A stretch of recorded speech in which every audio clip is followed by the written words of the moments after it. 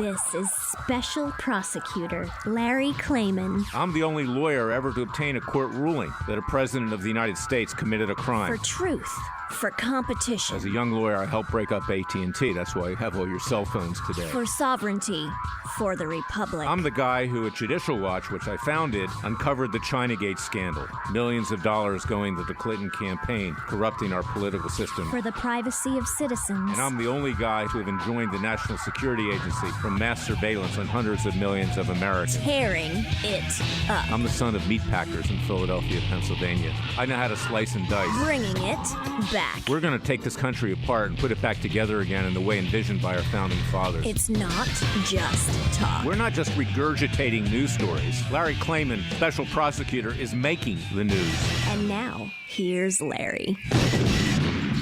Welcome to this week's edition of Special Prosecutor with Larry Cliven. As I always say, a very important show. A lot of things happening, both at Freedom Watch and in the country and the world in general. There's been a lot of discussion in the last week or so about the Bill Barr Justice Department, that do-nothing Attorney General, finally doing something, but doing it only for a Washington establishment person by the name of General Mike Flynn. Now, I like Mike Flynn. He made some mistakes. He shouldn't have signed a contract with Turkey, which is run by a radical Islamist President Erdogan, and he should have reported that under the Foreign Agents Registration Act. But that's not a big crime. Nobody's ever been prosecuted for that. But he shouldn't have been an agent of an Islamic country at the same time that he was campaign advisor. But that didn't deserve him being set up for a perjury trap with regard to the Russian collusion investigation. That's what that was about, not about Turkey. It was about trying to entrap him, to get him to turn state's evidence against President Trump to bring the president down. Now, there's been a lot of discussion about that. And in my view, Judge Sullivan, it's not wise to attack him. He gets beaten up every day on Hannity, on Fox News, because he's reactive. He's pushing back. And he's been beaten up before. He's made some inappropriate comments. Many judges make inappropriate comments. But I think he will pull them back in the end and will let General Flynn go. Let General Flynn go. And here's the thing that really got under my skin this week. You have Roger Stone, a convicted 7-time felon, 5 counts of perjury, 1 of witness tampering, 1 of obstruction of justice, playing the Michael Flynn tragedy for his own advantage. And he cannot equate himself with General Michael Flynn. Let me explain the difference. Number one is a self-described dirty trickster, someone who likes to sliver about under the surface and pull stunts and dirty tricks on a number of people. You know, he has a persona that he gives on television. People want to suck up to him, particularly in South Florida, because they want a conduit to President Trump. But, you know, he's really not a conduit to President Trump, because President Trump can't be within 100 yards of him, particularly now, because if he winds up pardoning Stone at this time, and the president's very vulnerable with regard to the next election, you know, you always blame the person in power. And 2 recent polls just this week, not that you can believe polls. I remember that obviously he did beat Hillary Clinton, and I'm glad that he did. I can't tell you who is head of Freedom Watch to vote for, but personally, I'm Larry Cliven. I'm voting for him, and I like the president, and I support the president. I've done a lot of things to help the president. I believe that Stone, who I do have issues with, has kept me away from Trump, probably defamed me, just like he did, for which he's now got several lawsuits, along with lawsuits brought by Dr. Jerome Corsi, when he wanted to intimidate Corsi, my client, to testify undoubtedly falsely in his criminal prosecution. Jerry was never going to do that. He was going to tell the truth. And in fact, he was never even called. And one of the things that people don't realize, you know, Stone claims he was wrong. It was political persecution. You know, every jury in Washington, D.C. is tainted and is leftist towards the Democrats. But let him explain when he goes on Hannity, or he goes on Lou Dobbs, or he goes on Newsmax. Let him explain why he didn't present 1 witness at trial, had no real documentary evidence, did not take the stand himself. He was convicted in his own words, and it's not acceptable.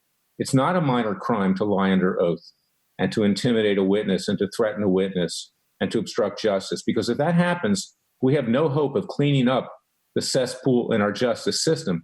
We've seen lying over and over again for decades.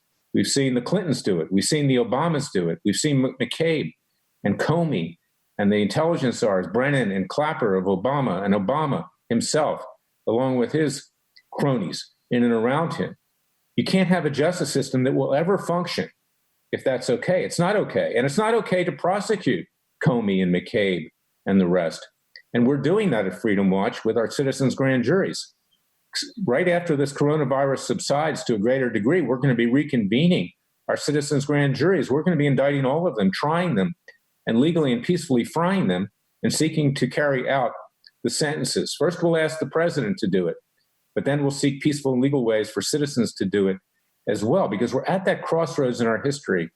We don't have judges, generally speaking, that will enforce the rule of law against the rich and powerful, not at least on the federal bench. It doesn't happen.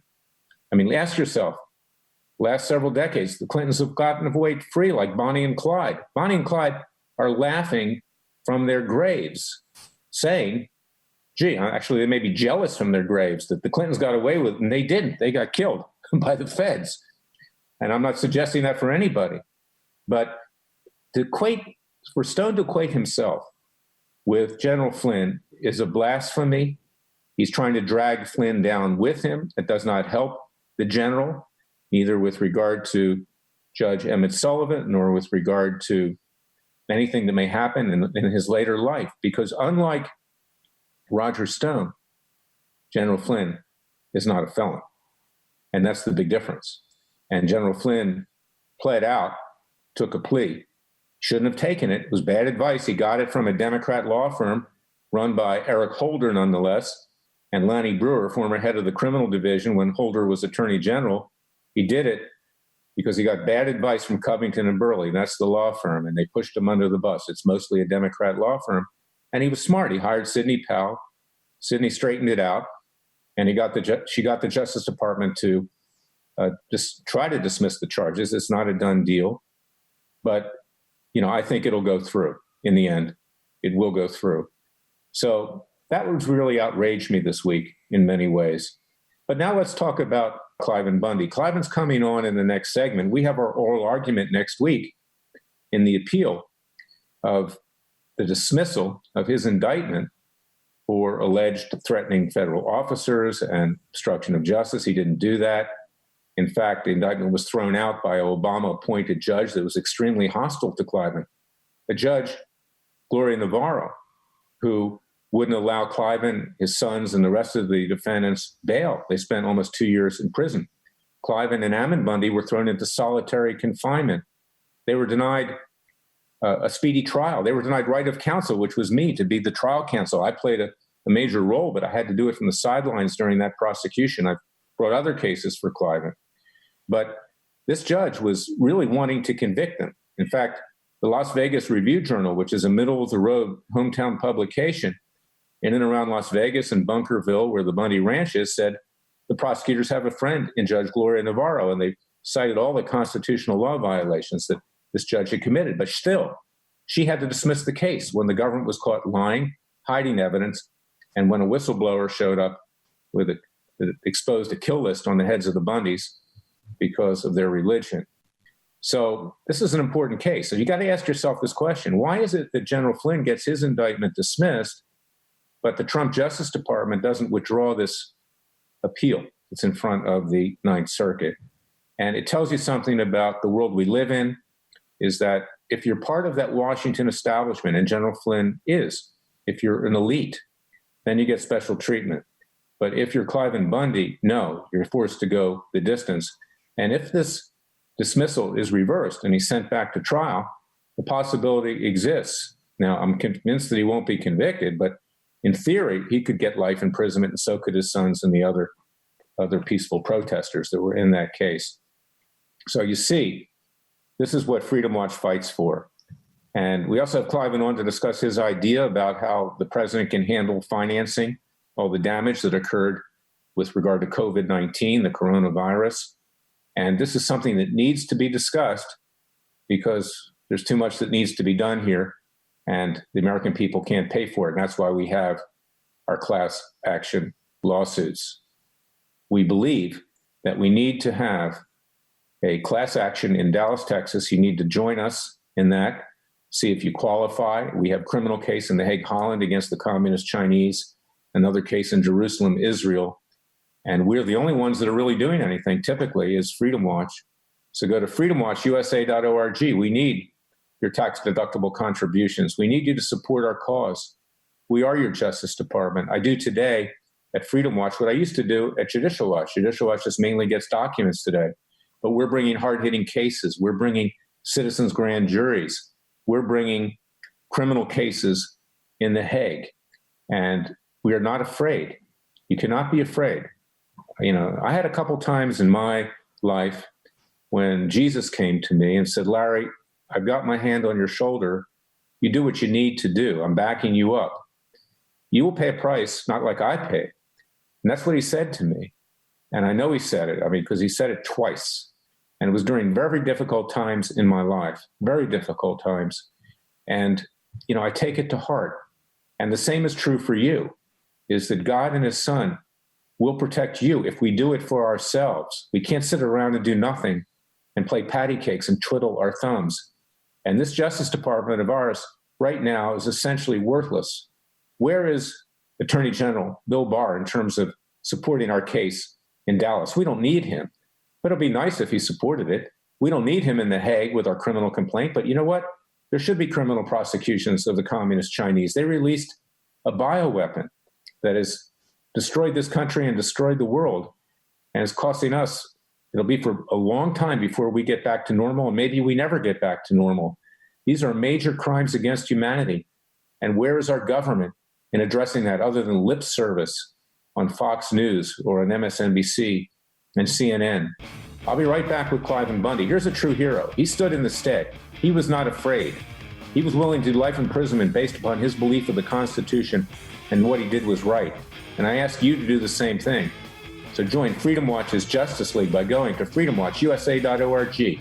I'll be right back with Cliven Bundy.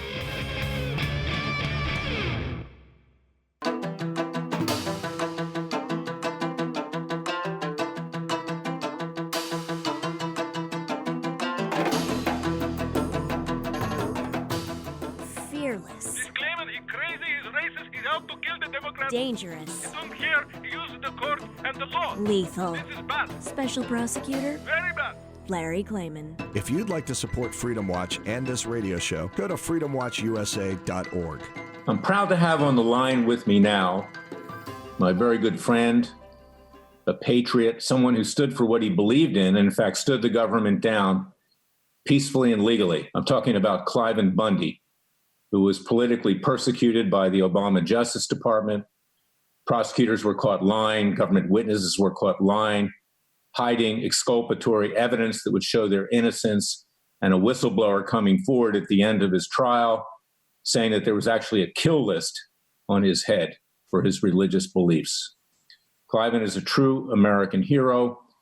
Next week, we have the oral argument in the appeal of the dismissal of his supersedious indictment by Gloria Navarro, the judge, who was forced to do it, basically because she didn't want to be associated with what the government had done, even though she had been totally against the Bundys and all the other defendants throughout.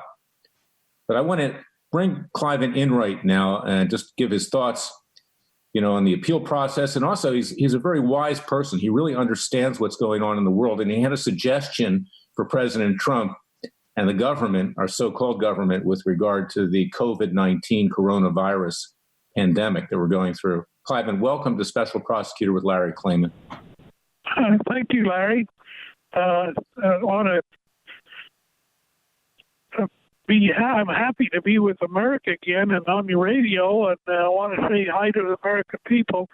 One thing that I have learned is there's many good people on this earth, but many good people in America, and they've been good to me. I appreciate them. I want to let them know of my love and appreciation for their support.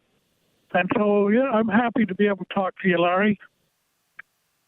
Well, we are going into that oral argument next week, and, I'm going to give them your 16-second defense, which is the government had no jurisdiction, the federal government, to be on your land. And then we're going to talk about that whistleblower who really is the icing on the cake as to why this case should have been dismissed and stayed dismissed and why the Justice Department, now under President Trump, who doesn't have control over, as we know, filed an appeal. But give us your thoughts on this whole Corona-19 pandemic. You had some interesting ideas yesterday when I was talking to you. I think they were very wise. Okay, I'd be happy to, Larry. I want to explain my 15-second defense. So, for several years here, they've been prosecuted and jailed and tortured, did all those things. And I've always said I only have a 15-second defense. And, of course, a lot of people can't understand how I could go through all these things and only have a 15-second defense. But my 15-second defense is I grazed my cattle only on Clark County, Nevada land, and I have no contract with the federal government. So far as I'm concerned, this court don't have no business in this issue. They don't have no business prosecuting me or my family or my friends. You're absolutely right. We only have 6 minutes in this segment, and we'll bring you back after the oral argument, Cliven, to discuss, what went on. Give us your thoughts, and I'm not trying to cut you short on that because it's a super important issue. We have 2 minutes. Give us your thoughts on how you think President Trump should deal with the coronavirus. Well, I'm a supporter of President Trump, and I have been ever since I first knew him. Felt like that he was the right man for this job, and I'm very thankful that he was elected. I felt like this country was in a teeter-totter, half down a dividing line, and I think President Trump put us on the positive side. So that's what I felt about his election. But lately I've been calling President Trump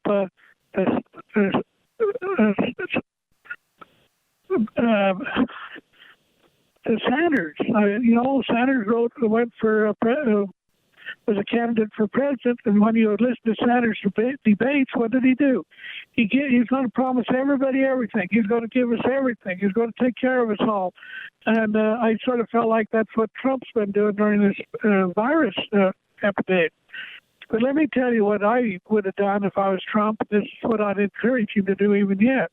I said, okay, we're going to cut the federal budget by 10%.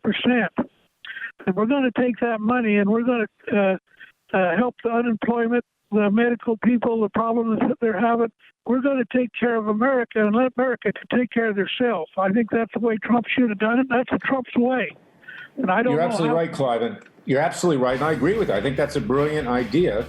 And we'll pose that to him. We'll send him a letter. We'll get it out there. I'm sure that he listens to this radio show. I send it to his son, Donald Jr. And we're going to have you back right after the oral argument, and we'll discuss in great depth more about the case. But thanks, Cliven. God bless you and your family. You got a great family. Appreciate you. Bye-bye.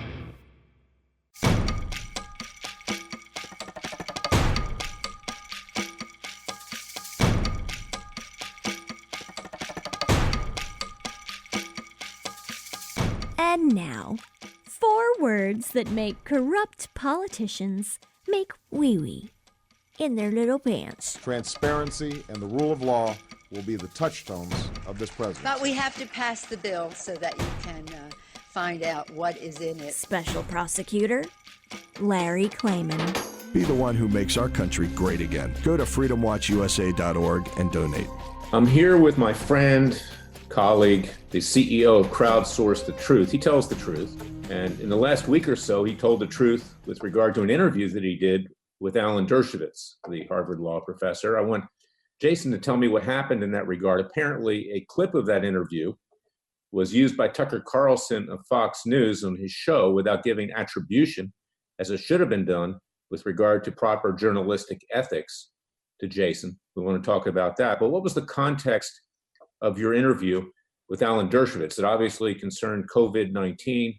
It concerned whether vaccines could be forcibly administered to the public.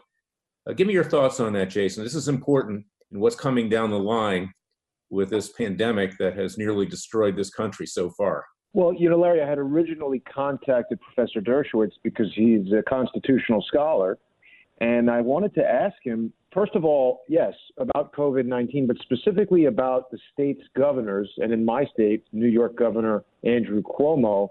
I wanted to ask Professor Dershowitz if Cuomo, in fact, had the legal authority to prevent people from peaceably assembling, as we are told is an inalienable right in the Constitution. And I felt that it was outside the governor's mandate to be able to do that. But Alan Dershowitz, I didn't plan to talk to him about vaccination. He volunteered that the state has the power under the Police Powers Act, or the Police Powers section of the Constitution, that according to Dershowitz, they could literally grab you out of your house, take you to a doctor's office, and forcibly inject you with a vaccine. And he referenced this Jacobson v. Massachusetts, which is interesting because, he flippantly told me to go look it up, which I did. And Professor Dershowitz was completely wrong. His opinion was wrong based on the 1905 case law, which notably was dealing with a vaccine that in 1905 was 109 years old. The smallpox vaccine was the very first vaccine ever developed. And to this day, Larry, smallpox is the only disease that has ever been eradicated through inoculation. So it's important to understand the evolution of technology of vaccines since 1796, when the smallpox vaccine was initially developed. And by the time Jacobson was arguing against the Massachusetts, the Commonwealth there was 109 years of scientific data, safety data, efficacy data. There was definitely a medical scientific consensus on the efficacy and the safety of the smallpox vaccine. Today, what we're talking about is not only an untested vaccine for a novel virus. This is a fourth generation technology of vaccination, Larry, and a lot of people don't appreciate what's going on here. This is the first mRNA vaccine ever proposed for human trials, and it's notable that they're skipping animal trials. mRNA is messenger RNA. This is a component of DNA that's essentially like the recipe for a cell. And in normal function, this mRNA is delivered to a cell. It bakes a new cell based on this recipe, and this is how our cells replicate and how we stay alive. The way a virus works is it enters your body, it attacks your cells, and it replaces the RNA in your cell with the RNA from the virus, turning your own cells into virus manufacturing factories. Now, what's been proposed by Moderna and Dr. Fauci and this Operation Warp Speed is that this not only untested vaccine, but a completely untested technology is being fast-tracked to inject in every single person in the United States of America. So I say to Professor Dershowitz that applying not just 115-year-old case law to this matter, but a scientific basis for that law that's almost 250 years old is so far out of the range of anything reasonable, it does not meet the standard of the police powers that say that the state cannot enforce these powers arbitrarily or in an oppressive fashion. This is arbitrary if we do not know the results of injecting you with this mRNA vaccine. Very good point, Jason. Let me point something else out here, too. Now, Alan Dershowitz in recent years, because he was shunned by CNN and shunned by MSNBC and all the leftist media, gravitated to Fox News, gravitated to conservative networks, even pseudo-conservative networks like Newsmax, which really isn't because Chris Ruddy gave $1 million. He's the owner to the Clinton Foundation. But, he is still the leftist that he is. And the left believes that the government can do whatever it wants with our person or our body or our businesses or our lives. It believes in government control. Now, I say to Professor Dershowitz, this may be a little bit of a stretch, but he should rethink his position on this because you know what? He's a strong supporter of Israel. He's a proud Jew. I'm a strong supporter of Israel. I'm a proud Jewish Christian.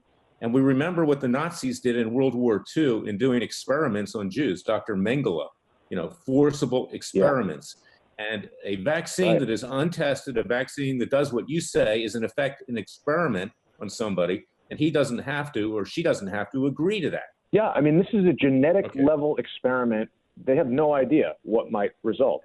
Well, and that's a very important point. Now, tell us what happened on Tucker Carlson. I've always said that he's not exactly the most straightforward person. I've had a lot of experience with Tucker going back to Judicial Watch. I remember once I was on Crossfire, and he tried to humiliate me on national television, just asking me why I brought so many cases against the Clintons. He wrote the first profile about me, which was a hit piece at Judicial Watch.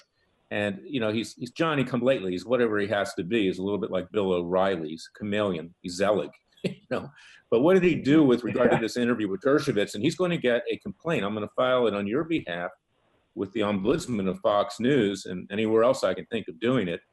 Tucker Carlson's also the person who, behind the scenes for the Daily Caller, smeared Jerry Corsi for his friend Roger Stone. Right. He's very close with Roger Stone. So, I want to hear what he did with you, because frankly, it's consistent with my experience with Tucker Carlson. You're right in that they took the clip of my interview with Alan Dershowitz and they obscured the logo for Crowdsource the Truth. They did not say courtesy of Crowdsource the Truth. They muted my voice, although I remained on screen when I was responding to Alan Dershowitz, which could mislead viewers into thinking that I agree with Professor Dershowitz, which I definitely do not. But the worst offense, Larry, is that they have been publicizing these statements that Dershowitz made about, forced inoculation, which are reprehensible, wrong from a legal standpoint, and, of great concern to everyone. But it's actually not even the most important thing that he discussed during our interview. We got into a conversation about his former client, Jeffrey Epstein, and I was very surprised that he would speak to me about a former client. It's my understanding that attorney-client privilege survives the death of the client, and certainly Dershowitz could have just said, listen, I'm here to talk about the Constitution and Andrew Cuomo, not my former clients. Let's move on from that. But he didn't. He chose to go into some depth about how he was introduced to Jeffrey Epstein by Linda Rothschild, how he was then reintroduced by President Bill Clinton at a dinner party at Linda Rothschild's house. I asked him questions about Epstein's interaction with various world-leading scientists at Harvard. He seemed to become nervous when I was asking him these questions. And then I believe there was a social engineering campaign launched the following day to focus people's attention on Dershowitz's opinion-based comments about mass vaccination, which people need to keep in mind. Alan Dershowitz is not the president.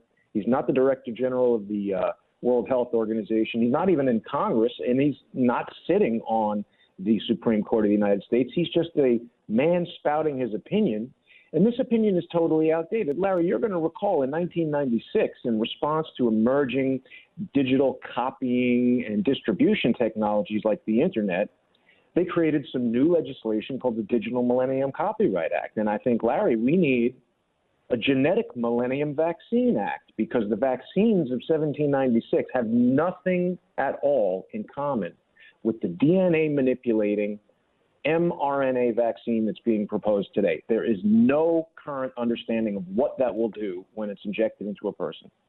That's very important. I gave you an analogy yesterday when we were talking about it. It's a rough analogy again with what happened to the entire country of Belgium when hormones were approved, specifically approved to be used in raising cattle for beef. Belgium's a big beef country. They have great, Chateaubriand and stuff like that. And the entire country was affected with this, poisoned. And we're going to see in the next few years that the elderly population of Belgium, my age, below that age to your age, is going to get a lot of cancer. Okay, so you have to be careful with this stuff, and you can't take it, in face value. And the president needs to pull back here because he wants to show some hope. I understand that. He's running for re-election. He wants to say, well, there's going to be a cure. But you got to be very careful about that so-called cure. As he said, sometimes the cure is worse than the illness. And we could wind up, killing or maiming a lot of people in this country if we're not clear. And there are others out there that, like this woman Malkovich, who says that vaccines actually promote the spread of the virus, not vice versa. And she, of course, has, put the finger and whistleblown on Dr. Fauci as profiting personally from COVID-19. And of course, he was the one that sent $3.7 million to the Communist Chinese for the Wuhan lab. And there's evidence that the virus actually came from our military laboratory at Fort Detrick, Maryland. We wanted to conduct experiments on it to see how we could prevent a pandemic. But apparently the Chinese took that, Communist Chinese, and turned it into a bioweapon. They engineered it. They made it lighter than air so it would spread quickly. They injected HIV into it. I have 4 experts that will testify to this in our cases, our COVID-19 class actions and criminal cases at The Hague. So there's a lot out there that needs to be digested, and the president needs to snap out of it and not be promising things that may not be possible or a good idea. Absolutely, Larry. And, Dr. Mikovits raises a lot of important concerns about Anthony Fauci's extremely troubling history. He's very conflicted with regard to his ownership in patents that relate to COVID-19 and various processes with glycoproteins that are associated with it. And vaccines. And vaccines. Here's the important thing to remember, Larry. We're talking about a new class of technology. It could take a generation or more to understand the effects of this type of genetic manipulation. So when somebody like Alan Dershowitz starts to tell us that, we're going to test it, Alan Dershowitz providing his legal opinion about unknown medical technology is absolutely absurd.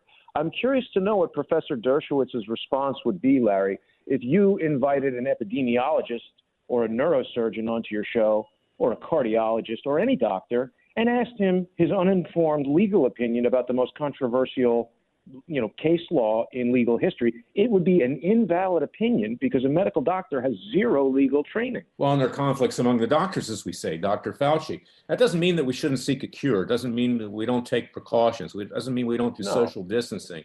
But so far, the number of people that have died has been consistent with an ordinary virus, okay? And a lot of people are starting to question, frankly, whether a lot of the stuff that's being sent out here to scare people, particularly on Fox News and MSNBC and the other networks, cable networks, are mainly to boost ratings and advertising dollars, because people are starting to question whether it's even true, whether this thing is that contagious at this point. We don't know. We don't know. And we do know that Chinese, withheld information. We do know that our own NSA and intelligence agencies obviously had to have provided that information to President Trump and also to the heads of the Intelligence Committee. In fact, one of those heads, Richard Burr, and a minority member, Dianne Feinstein, sold their stock before anybody even knew the risk of COVID-19 and made millions of dollars. Burr is now under criminal investigation for that. Don't expect anything to happen. That's for show and not for dough. He's part of the Washington establishment. But the fact is that there's a lot of smoke out there. And we need to cut through that smoke and get to the truth. And the cable networks are not doing it. And Tucker Carlson is just the latest example, along with Hannity. And also, I think it's offensive that you, Jason, who's out there doing stuff, doesn't get on his show. You don't get on Hannity. My clients don't. I don't. They just want middle-of-the-road people that are harmless, that don't do anything, and put them on TV every single night. And I'm tired of listening to it. And I've told my supporters, turn it off, get up off the couch, put the popcorn and Coke down, and get real here and do something and join Freedom Watch's Justice League. Yeah. I'll go one further than that, Larry. I believe that Fox News specifically had Alan Dershowitz on Tucker Carlson. Jason, we're out of time. Okay. No problem. We'll be right back with the verdict segment of Special Prosecutor with Larry Cliven.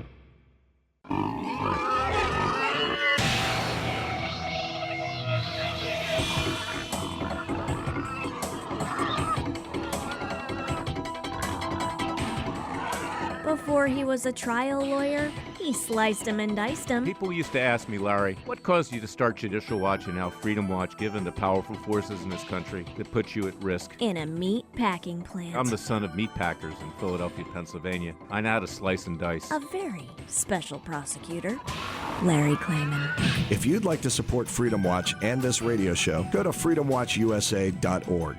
Fellow patriots, friends, supporters, true Americans, it's time that we have to stand up. We face a crisis here, not just regard to our legal system, which is corrupt and getting more corrupt by the day, which I'm trying to clean up at Freedom Watch with our Justice League, which I ask you to join by going to freedomwatchusa.org.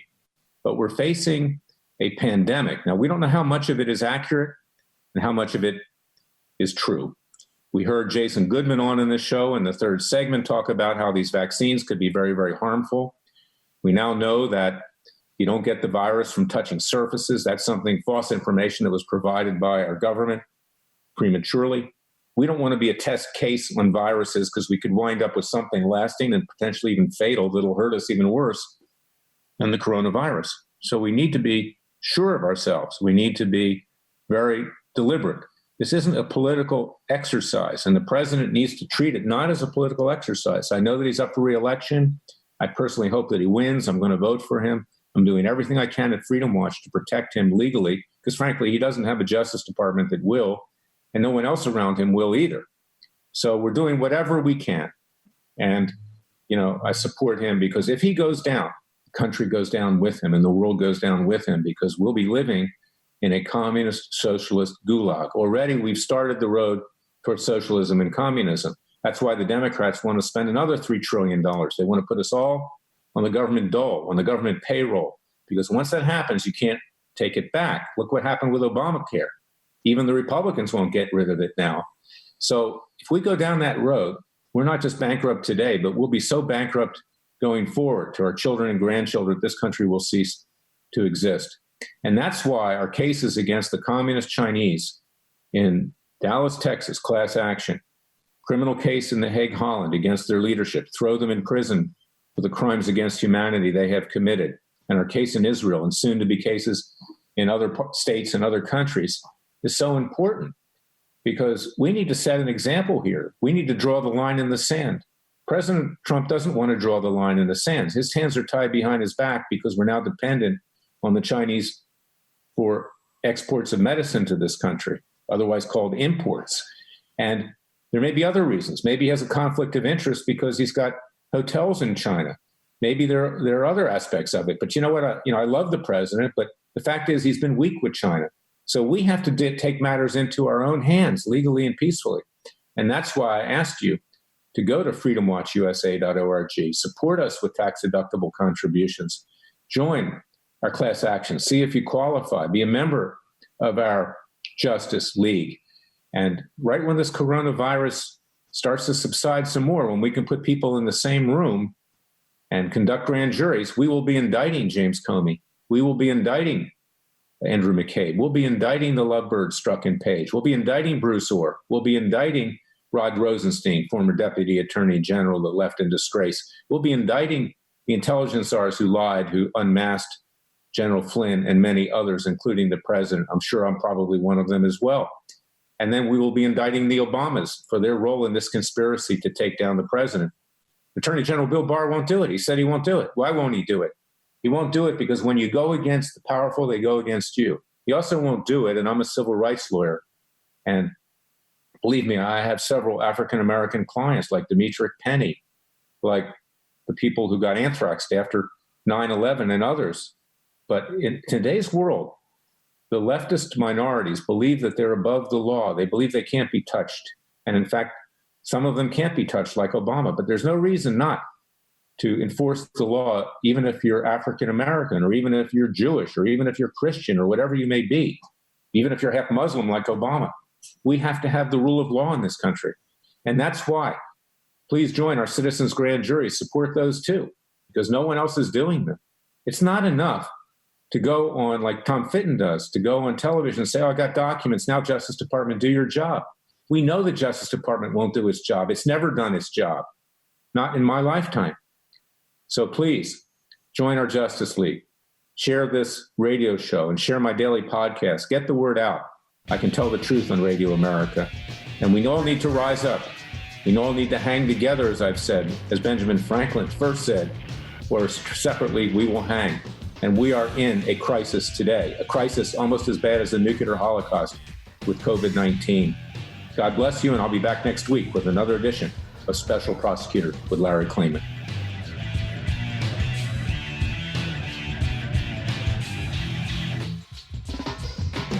Your competition isn't slowing down, so why should you? CenturyLink Fiber Plus Business Internet can transform the way you do business. Scalable bandwidth and cloud-ready apps give your business the flexibility and mobility needed in today's digital-first world. Plus, maximize productivity with essential business software. CenturyLink Fiber Plus Business Internet delivers a fast fiber connection, business VoIP, and security, all with direct cloud connectivity. Learn more about where digital business goes to work. Visit CenturyLink.com/fasterfiber for more.